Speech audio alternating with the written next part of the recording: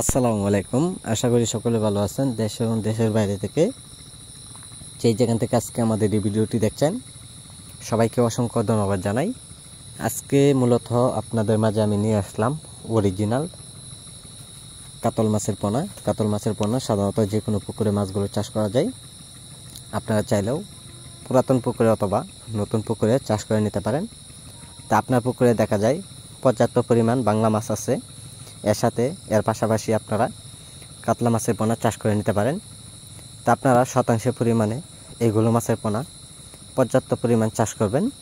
আর যারা মিশ্র চাষ করবেন তো অবশ্যই আপনারা মিশ্র চাষ করতে পারেন। সকল তথ্য পরামর্শ সহযোগিতা আমাদের কাছ থেকে নিয়ে মাছগুলো চাষ করবেন।